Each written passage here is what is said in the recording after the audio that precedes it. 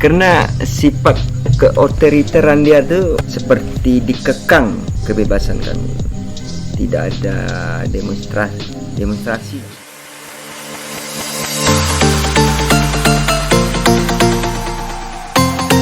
Assalamualaikum warahmatullahi wabarakatuh. Saudara pemirsa dimanapun berada, jumpa lagi dalam acara iTalk, Isais Talk. Jumpa kembali dengan kami di acara iTalk, Isais Talk. Isais Talk ini merupakan program baru dari Isais UIN Suska, bincang-bincang santai bersama tokoh atau pakar, narasumber yang diundang secara intens. Saudara pendengar dimanapun berada, pemirsa sekalian, silakan like dan subscribe channel ini.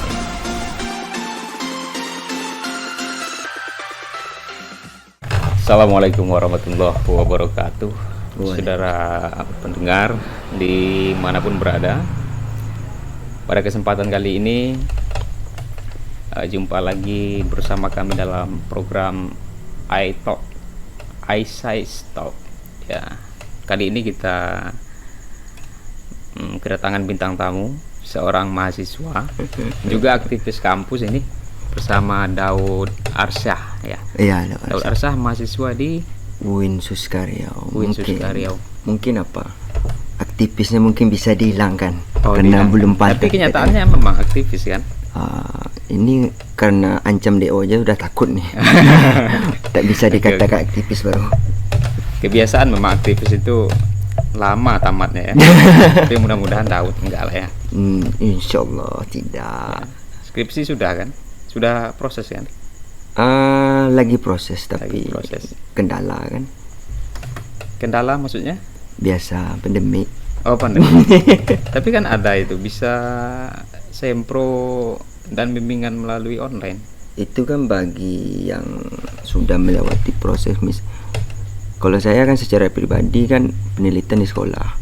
Jadi kan belum selesai penelitian di sekolah, tiba-tiba datang pandemik nih. Jadi bagaimana saya mau meneliti di sekolah, sedangkan sekolah tutup. Iya pula. Itu kendala sekarang.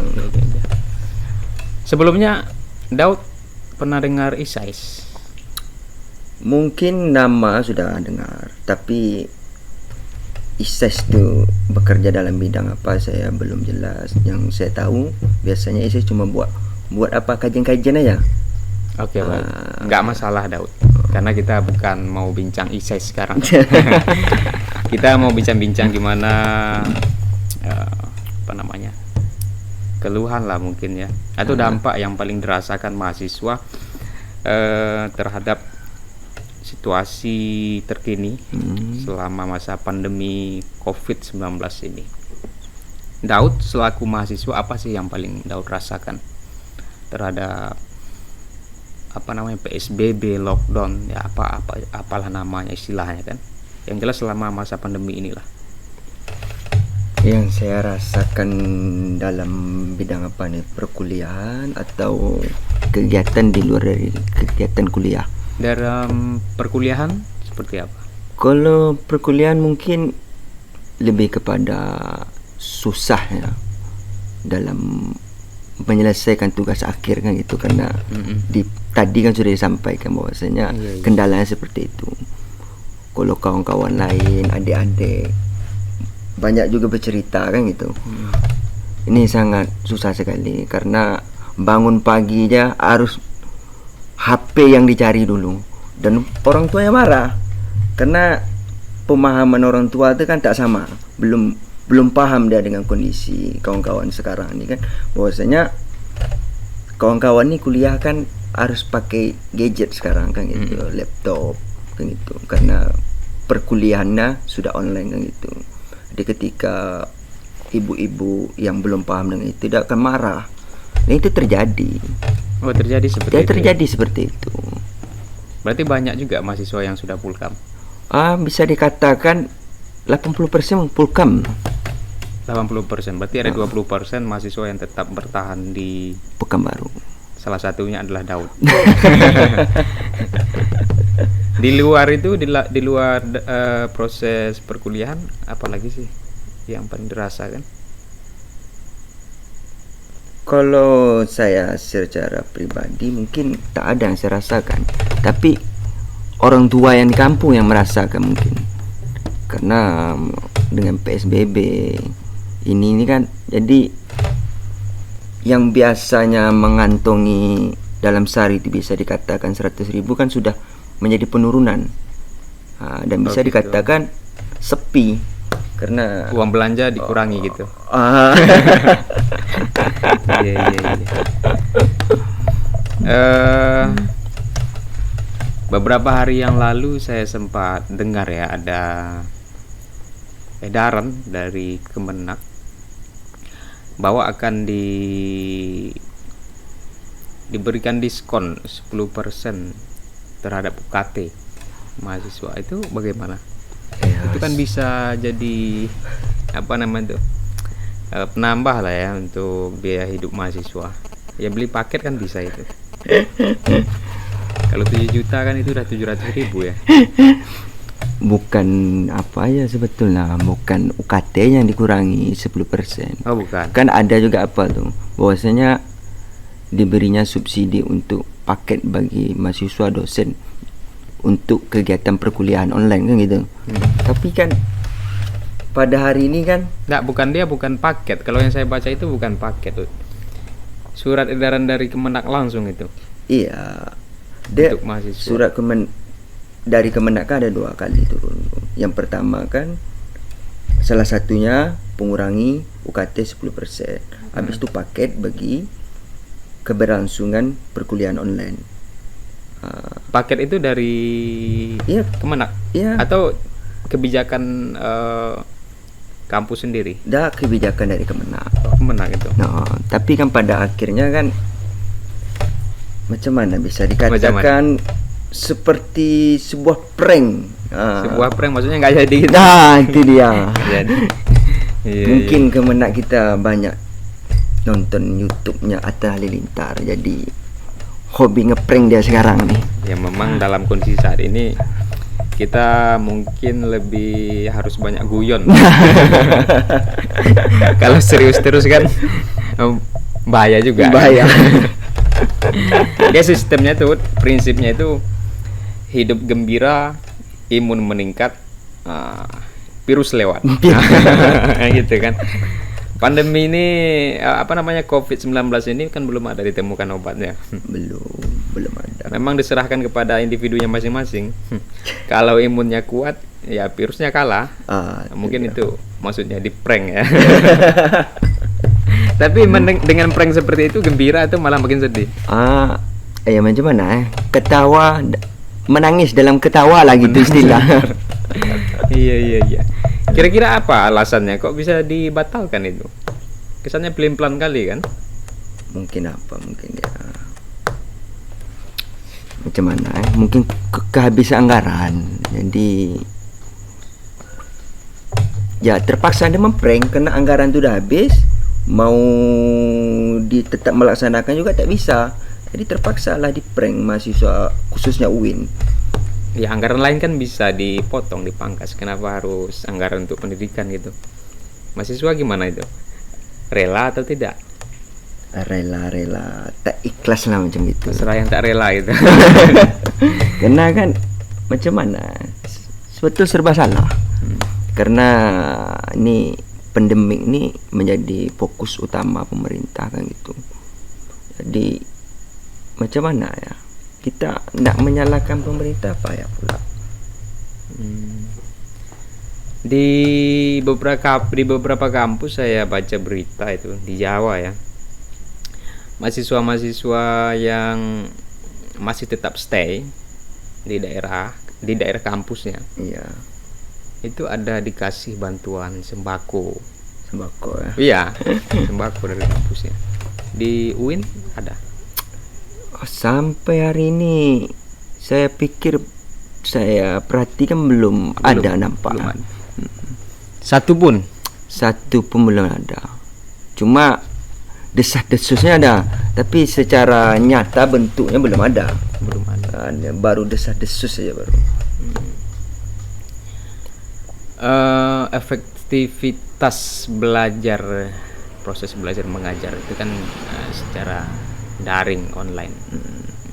Apa yang dirasakan? Kalau bicara efektivitas, saya pikir tak efektif. Ya, Belajar secara daring itu kan gitu. Karena salah satu kendala kan sinyal. Karena kan banyak kita kawan-kawan yang tinggal di desa yang agak sulit sinyal kan gitu. Jadi itu menjadi salah satu kendala. Habis itu paket banyak habis.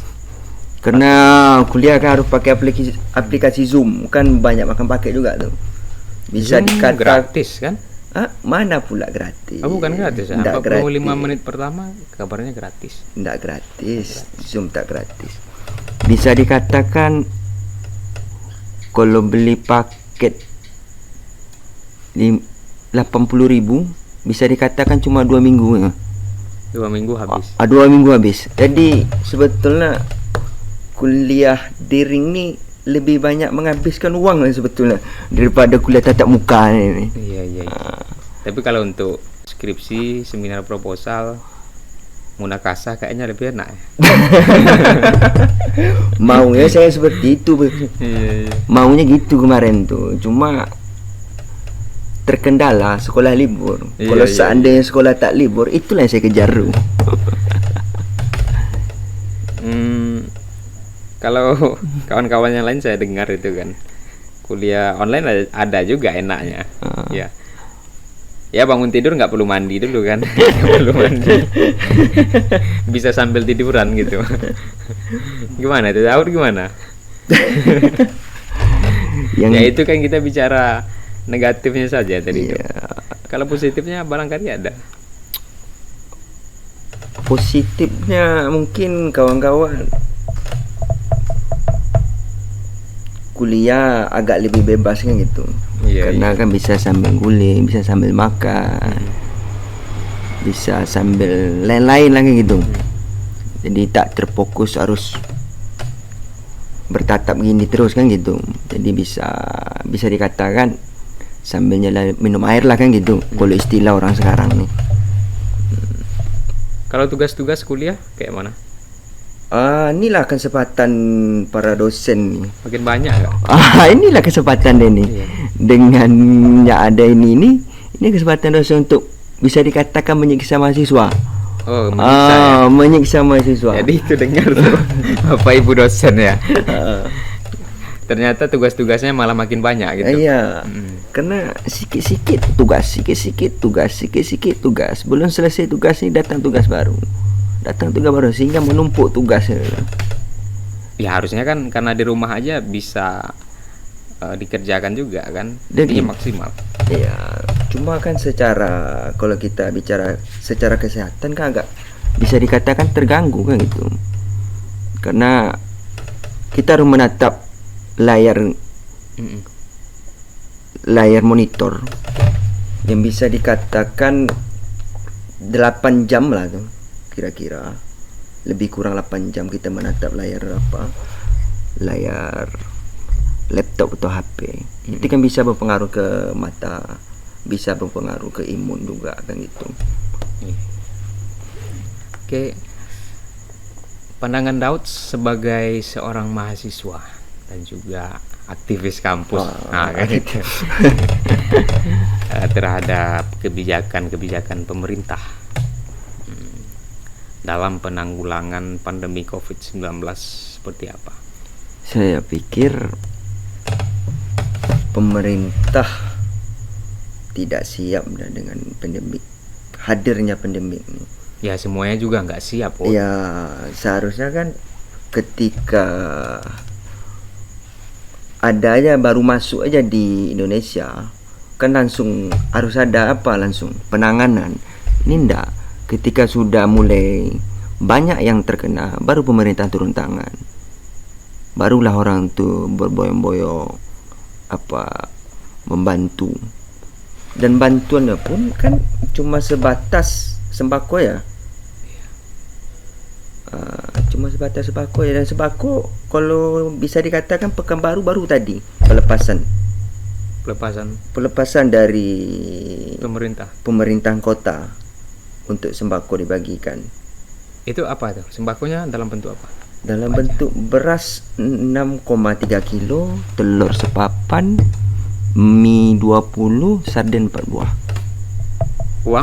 Uang tak ada. Dalam bentuk sembako. Dan itu pun lambat, kan dah sebulan lebih. Baru tadi. Iya. Khususnya di Kota Pekanbaru baru tadi penyalurannya. Kalau diuangkan kira-kira berapa nominalnya itu? Kalau diuangkan, ya bisa bayangkan sendirilah, beras bisa kali-kali sendirilah beras berapa kilo. Itu dipukul rata ya? Per kakak atau kayak mana? Atau per orang? Dia kan gini, kalau sembako yang saya tahu di khususnya Pekanbaru kan, karena kawasan kami di Pekanbaru kan, Win di Pekanbaru, data tuh bisa dikatakan data lama. Bisa dikatakan data tuh invalid. Karena terang-terangan saja, karena tadi saya juga ikut terlibat di sana. Oh, Daud ikut ya? Ikut tadi saya di sana. Ikut panitia atau gimana? Satgas ikut menjadi relawan. Oh, ikut jadi relawan. Membagi sembako tadi, ikut turun, dan banyak nama-nama tuh, nama-nama lama.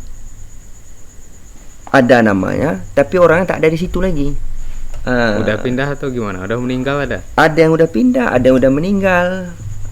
Dan nama-nama tuh tak, dia dikasih kertas lembar, dah ada namanya, cuma alamat jelasnya tak ada. Macam dia RT berapa? Disitulah tadi rancunya di lapangan tadi. Jadi saya pikir pemerintah tidak siap. Yang membagikan RT atau gimana? Yang membagikan kawan-kawan relawan. Koordinasi dengan RT kan? Koordinasi dengan RT. Ya, kalau cakupannya RT harusnya kan lebih mudah kan? Karena ya RT pasti bisa mengetahui berapa jumlah kakak di kelurahannya, di RT-nya. Iya, cuma kan sistemnya kan gitu. Sistemnya kan door to door. Oh gitu. Door to door sistemnya. Jadi hadir RT di situ dia cuma sebatas untuk mengawan aja. RT sendiri nggak update gitu apanya? Jumlah kakak di RT-nya nggak update? Update. Jumlah RT kakak update. Tadi saya jumpa sama RT sempat cerita tadi. Saya udah masukkan nama-nama. Kami udah masukkan nama-nama, kata dia. Ada 60, ada 50 nama tadi. Udah saya masukkan. Tapi yang dimasukkan tuh kebanyakan tak sesuai dengan yang diberi sama dinas sosial, yang diberikan sama kami. Jadi nama-nama, list nama yang kami dapat tuh, nama-namanya dapat dari dinas sosial, baru ke RT. Yang kami dapat tuh ketika kami cocokkan dengan nama-nama yang ada di RT itu tak cocok. Berarti ada perbedaan data yang ada di dinas dengan data yang ada di RT atau kelurahan. Iya. Begitu. Jadi bisa dikatakan data invalid lagi itu. Kalau untuk bantuannya itu dipukul rata. Dipukul rata maksudnya? Ya, tadi kan ada 10 karung ya, 10 karung beras. Bukan 10 karung beras, 1 karung beras tuh beratnya 10 kilo. 6,3. Oh, 6,3 kilo. Ya, artinya satu paket lah ya. Anggap satu paket bantuan sembako itu diberikan per rumah tanpa memandang berapa jumlah orang di dalam atau bagaimana? Oh ya, seperti itu.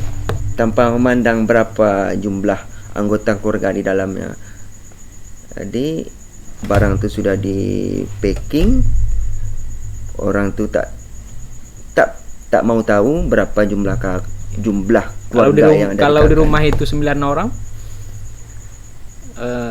harusnya kan berbeda dengan jumlah yang ada di rumah sebelah, yang misalnya cuma 2 orang kan, tentu kan berbeda kebutuhannya. Ya. Itu nggak dipikirkan? Tidak Itu ada perbedaan gitu. tak ada perbedaan. Seharusnya kan seperti itu. Seharusnya kan berkoordinasi sama RT kan gitu. RT yang lebih tahu seharusnya kan gitu. Iya. Cuma kan balik lagi, ini kebijakan baru mungkin. Itu diberikan satu kali ini aja atau ada masanya per bulan atau gimana? Ini kalau untuk itu saya belum tahu, karena nih bisa dikatakan untuk bantuan ini belum semua yang tersalurkan. Masih bisa dikatakan separuh baru tersalurkan. Kawan-kawan dari mahasiswa sendiri, khususnya yang aktif lah ya, selama ini aktif di organisasi seperti BEM atau mungkin organisasi eksternal, apa yang mereka lakukan? Saya tak beda jauh mungkin dari saya, bergabung dengan Satgas relawan. Satgas relawan lah. Seperti itu. Itu ada yang di kampung, ada yang di Kota Pekanbaru khususnya. relawannya betul-betul rela atau atau gimana, ada dikasih uang lelah atau gimana?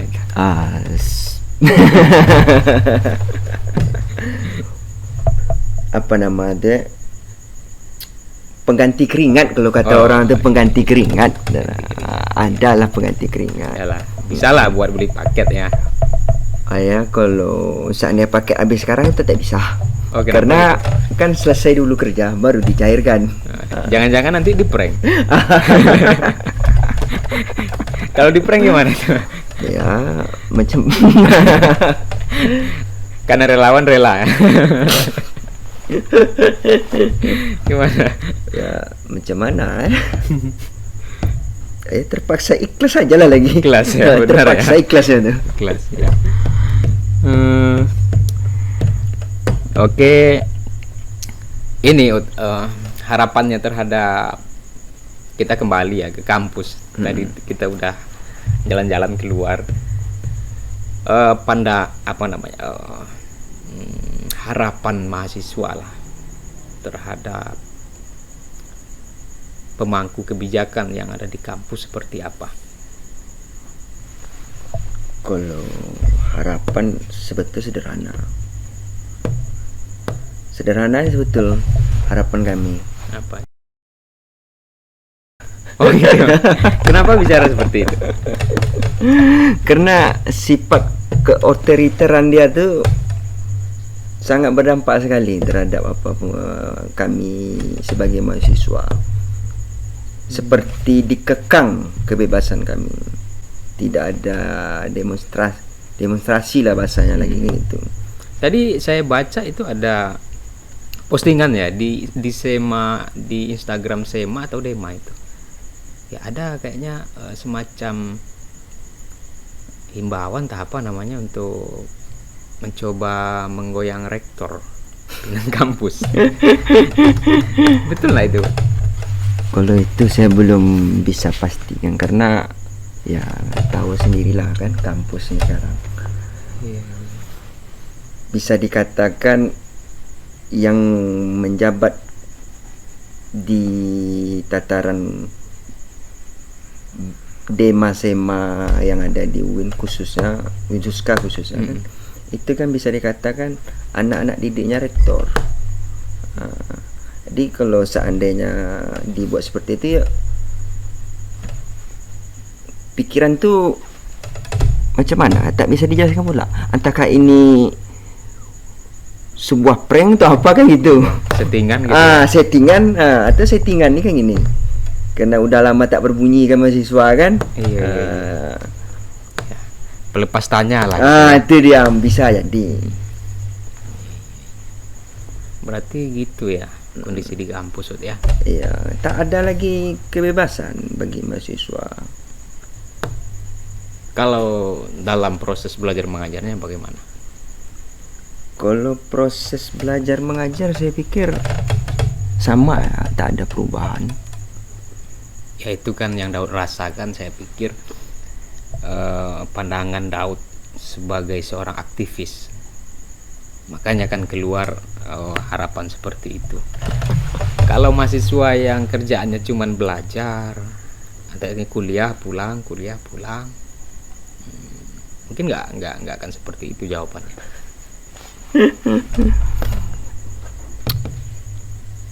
Ya, sebetulnya ini kan bentuk dari kebijakan rektor tadi, sehingga Implikasinya apa dengan rektor seperti itu terhadap iklim akademis yang ada di kampus? ya bisa dikatakan secara fisik tak terluka, tapi secara psikis terluka kan gitu. Bisa dikatakan seperti itulah. Oke, baik. Terakhir mungkin saya mau minta pandangan Daud, atau mungkin pesan-pesan perdamaian lah. Tidak, pesan-pesan perdamaian dari Daud Pesan perdamaian, aduh, macam mana pula. selama masa pandemi COVID-19 ini, atau harapannya gitu. Kalau harapan mungkin ya bagaimana pandemi itu cepat pulang kampung aja lagi. Ya itu doang. Habis itu kalau pesan perdamaian ya mungkin yang menjadi persoalan sekarang ini kan, kalau kita di Indonesia kan gini, menjadi persoalan kan, orang beda guru, beda ilmunya, beda referensinya, sehingga ketika berjumpa dari latar belakang yang berbeda, di situ datang bentroknya. Seharusnya kan dari perbedaan inilah bagaimana kita saling menguatkan gitu. Jangan sampai Bhinneka Tunggal Ika tuh. Bhinneka Tunggal Ika. Itu dia, Bhinneka Tunggal Ika tuh. Jangan sampai cuma sebagai sebuah slogan saja tanpa ada realita. Dan pada hari ini saya rasakan itu cuma sebagai slogan aja, belum ada dampaknya. Ya itu pertanyaan itu di luar pembicaraan kita yang tadi ya. Ya. Itu sebenarnya pertanyaan yang mengarah kepada cita-cita dari ISAI sendiri. Bersatu dalam keberagaman ya. Indonesia itu kan majemuk ya. Iya. Banyak suku-suku, bangsa bersuku-suku. Kemudian juga aliran-aliran. Dalam satu agama aja banyak berbagai macam aliran gitu kan. Iya. Nah, itu yang kita mau dengar, seperti apa pandangan Daud. Tentunya sebagai seorang insan akademis ya. Oke, baik, mungkin itu saja. Daud, terima kasih atas kesempatannya kali ini. Saudara pendengar, demikian pembicaraan kita bersama Daud sebagai seorang mahasiswa juga aktivis kampus. Mudah-mudahan apa yang kita bicarakan bisa diambil hikmahnya. Doa kita bersama semoga pandemi COVID-19 ini cepat segera berlalu. Kita kuat, kita sabar, semuanya saling merangkul untuk saling berangkul lah untuk menghadapi bencana ini, karena memang tidak ada yang siap ya untuk menghadapi pandemi COVID-19 ini, dan kita tidak bisa menggantungkan cita-cita harapan hanya kepada pemerintah saja. Ini tugas kita bersama. Semuanya harus menanamkan kesadaran agar pandemi COVID-19 ini cepat segera berlalu. Demikian acara iTalk, Aisyah Talk kali ini. Billahi taufiq wal hidayah. Assalamualaikum warahmatullahi wabarakatuh.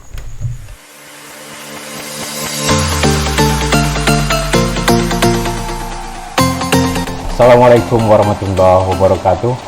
Saudara pemirsa dimanapun berada, Jumpa lagi dalam acara iTalk, ISAI Talk. jumpa kembali dengan kami di acara iTalk, ISAI Talk. ISAI Talk ini merupakan program baru dari ISES Unsuska, bincang-bincang santai bersama tokoh atau pakar, narasumber yang diundang secara intens. Saudara pendengar dimanapun berada, Pemirsa sekalian, silakan like dan subscribe channel ini.